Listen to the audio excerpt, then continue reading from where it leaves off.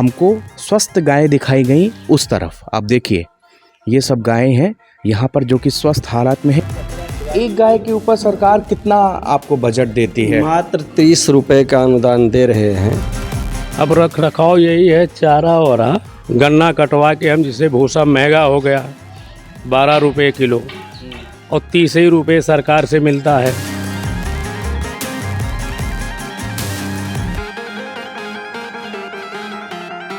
उत्तर प्रदेश विधानसभा के चुनाव में इस समय गायों का मुद्दा जमकर उठा। 2017 में जब योगी जी की सरकार बनी तब वहाँ पर गायों में गौशालाएं बनाने के लिए एक लंबा चौड़ा बजट पास किया गया। पास करने का उद्देश्य था कि जो गायों को बाहर लोग छोड़ देते हैं उसके बाद में उन गौशालाओं में ऐसे गायों का संरक्षण करना चाहिए। लेकिन दुर्भाग्य से मेरे पीछे आप देख सकते हैं ये एक हम गौशाला में मौजूद है और इस गौशाला में अचानक हम लोग यहाँ पे आने का हमको नहीं पता था। गांव के ही ग्रामीणों से बातचीत की तो उन्होंने कहा था जी एक गौशाला यहाँ पे है, हमको स्वस्थ गायें दिखाई गई उस तरफ। आप देखिए ये सब गायें हैं यहाँ पर जो कि स्वस्थ हालात में है। ये बिल्कुल पीछे अचानक से यहाँ पर हमारे सहयोगी मिथिलेश धर जब घूमते टहलते गौशाला के दूसरे ओर आए तो उनको बहुत सारे कौवा की आवाज़ सुनी और उसको देखते हुए जब ये आए तो आप पीछे देख सकते हैं एक गाय जीवित है लेकिन किस हालत पे तड़प तड़प के सांसें ले रही है। ये तस्वीरें ज़रा उन लोगों को देखनी चाहिए जो गौ हत्या रोकने के नाम पर हिंसा तो करते हैं, लेकिन हम ये इस तरह गाय की दुर्दशा इस गौशाला में पड़ी है और इस भयंकर खून निकल रहा है और इसी के ऊपर दर्जनों कौवा बैठे थे। और उसके बाद में जब मिथिलेश धर जी ने इस चीज़ देखी तो उन्होंने बताया कि देखो इस तरफ आओ, हकीकत में ये गायों की गौशाला है। लेकिन हमने कोशिश कर रहे हैं कि और इसके जो यहाँ और सुनिए ख़ास बात ये गांव के प्रधान की है। ये गौशाला पूरी उन्हीं के यहाँ से चूनी चोकर आता है, उन्हीं के यहाँ से इनको खाने के लिए चारा मिलता है। मतलब सरकार से जो पैसा आ रहा है वो प्रधान अपने अकॉर्डिंग निकलवाता है। और उसके बाद इस गौशाला की पोजीशन क्या है, ये बेचारी गाय जिसको हम लोग माता कहते हैं, जिसकी पूजा करते हैं, वो आज सांसें ले रही है और शायद मुझे लगता है कि ये अगर इसको इलाज नहीं मिला तो ये ज़्यादा दिन जिंदा भी नहीं रहेगी। क्या नाम है आपका? लाल बहादुर। अच्छा ये बताइए यहाँ पे कितनी गाय है इस गौशाले में? 163। गौशाला का नाम क्या है, किस गांव में है? गौशाला कोइलपुरा में है, बस्ती के अंदर आता हाँ, इसका नाम है बृहद गौ संरक्षण केंद्र कोइलपुरा। अच्छा कितनी गाय है इसमें? 163। कैसे करते हैं इसका रख रखाव?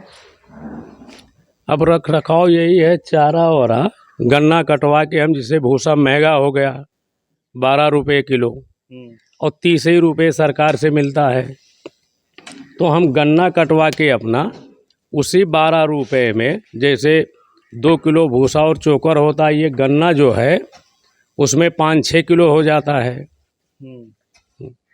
अच्छा तो भूसा नहीं हो पा रहा है? नहीं, भूसा मंगवाते हैं, जिसे आज ख़त्म हो रहा है, थोड़ा मंगवाएंगे, इसमें मिला के भूसा भी मिलाते हैं। अच्छा इस अभी गौशाला में देखा एक गाय बीमार हालत में पड़ी हुई है, उसको क्या हो गया उस गाय को? अब उसका डॉक्टर साहब आए थे, दवा ववा करके गए। उसको हो क्या गया? अब उसका ये तो डॉक्टर ही बताएंगे सर क्या हो गया। अच्छा हाँ बीमार है? हाँ। कब से? अरे हो गया 5-6 दिन से। 5-6 दिन से बीमार है। तो डॉक्टर साहब आते हैं? हाँ। अच्छा तो और इसके गाय जैसे कहाँ कहाँ से आती हैं, ये सब जगह कहाँ से लाए जाती हैं इनको? ये सब किसान पकड़ के लाते हैं, फिर नगर पालिका पकड़ती है, वो भी यहाँ ला के छोड़ देती है। गौशाले का मालिक कौन है? गौशाले का मालिक जैसे प्रधान है, डॉक्टर है, सेक्रेटरी है, यही सब चलाते हैं। है किसकी है जगह, किसकी है ये जगह? तो ये सरकारी जगह है। ये ग्राम सभा था, ग्राम बंजर था, उसमें बना। उत्तर प्रदेश के विधानसभा चुनाव चल रहे हैं। 5 चरण के मतदान हो चुके हैं और 6वें चरण के मतदान 3 मार्च को होना है। लेकिन इसी बीच हम एक गौशाला में आए हैं। मेरे यहाँ पे आने का मतलब सिर्फ इतना है कि हम ये जान सकें कि आखिरकार योगी सरकार में गौशालाओं की स्थिति क्या है। इस समय पूरे राजनीति में तमाम बड़े मुद्दों के साथ में एक सबसे बड़ा मुद्दा है कि जानवर जो हैं किसानों के खेत उजाड़ रहे हैं। अगर वो जानवर गौशालाओं में होते तो शायद किसानों को नुकसान नहीं हो रहा होता। तो इसीलिए चूँकि हमारी चुनावी यात्रा बस्ती पहुंची थी और बस्ती में हमने तमाम लोगों से बात की, तो यहाँ भी अन्य जानवरों को, ख़ास तौर से गाय, सांड, ये जानवर जो कि खेत उजाड़ रहे हैं और उसकी वजह से किसानों को परेशानी हो रही है। तो ये इस समय हम बस्ती शहर में मौजूद एक गौशाला में मौजूद, अचानक हम यहाँ पे आए और जो यहाँ के काम करता है, यहाँ के वर्कर हैं, वो है मौजूद हैं, उनसे हमने कुछ जानकारियाँ ली। तो ये देखिए करीब यहाँ पर 200 से 250 गायें इस केंद्र में मौजूद हैं और यहाँ पर इनके खाने पीने के लिए ये भूसा, इनको यहाँ पर दाना दिया जा रहा है।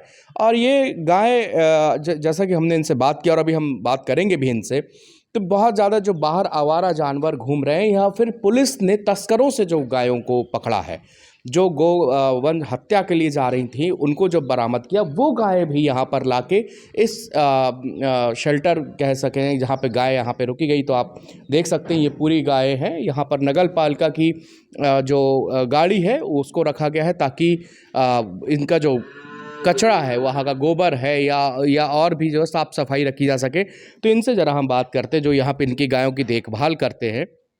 सर, क्या नाम है आपका? सत्यदेव शुक्ल। सत्यदेव जी, ये गौशाला आपने कब खोली थी?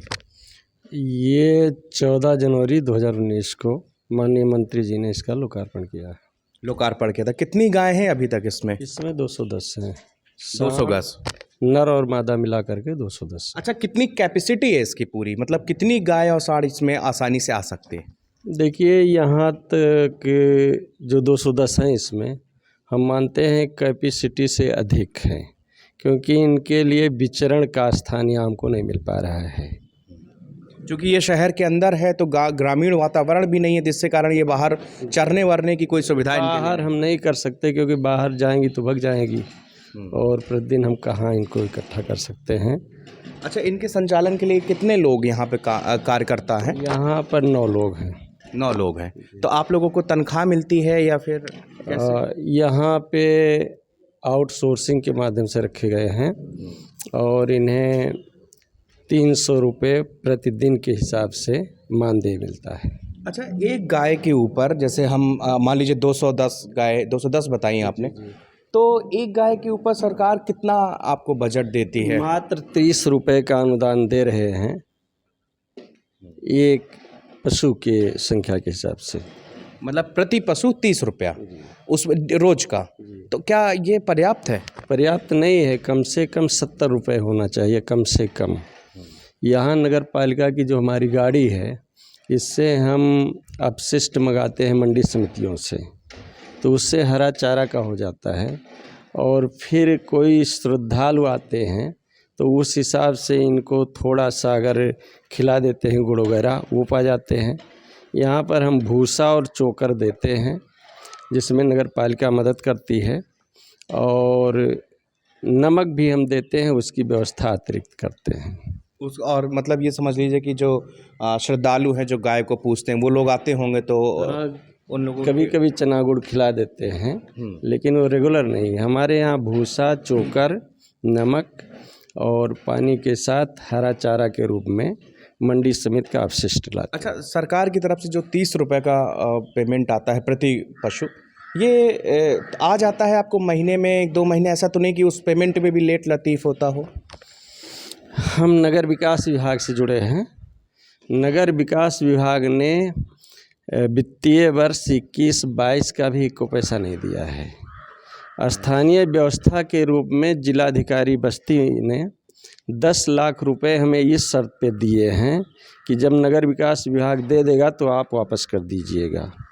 हमारा यहाँ का 1 साल का खर्चा अगर हम 190 पशु पे करें तो अनुदान मात्र 21 लाख होता है, लेकिन ये विषम परिस्थिति है कि अभी पैसा मिला नहीं है। नगर पालिका का भी बजट कम है, इसलिए वो भी अपने पास से व्यवस्था करने में असमर्थ है। लेकिन किसी तरीके से इस प्रत्याशा में है कि पैसा आ जाएगा, और हम भूसा हमारे पास लगभग 100 कुंटल है, लेकिन वो बकाया है। हरा चारा भी 50 किलो आ रहा है, वो भी बकाया है। चोकर हमें मिल से मिल रहा है, वो भी अभी बकाया है। तो देखिए ये यहाँ के गायों की सेवा कर रहे हैं। यहाँ पे गांव सब इस पूरे जो गायों का शेल्टर होम है, यहाँ पर इनको रख रखाव कर रहे हैं। आपने जैसे सुना कि देखिए सरकारी योजनाएं एक अलग पहलू है, लेकिन उसके विपरीत में यहाँ के जो हालात हैं वो ये है कि आप देख एक पशु के लिए ये पूरा दिन देखिए बहुत सारी गायें हैं, बहुत अच्छी अच्छी नस्ल की। मुझे यहाँ पे शाहीवाल भी दिख रही है, मुझे यहाँ पे जर्सी गायें भी दिख रही हैं, देसी गायें हैं, और देखिए बहुत अच्छे, और ये अच्छी कंडीशन में हैं। कुछ गायों को अगर आप देख पा रहे हो तो ये सब अच्छी गायें हैं, अच्छी नस्ल की। ये दूध अच्छा, ये दूध वगैरह इनका हो दूध यहाँ नहीं, जो निष्प्रयोज्य गाय होती हैं वही यहाँ आती हैं। हाँ, जो क्योंकि दुधारू गाय कोई यहाँ आने नहीं देता।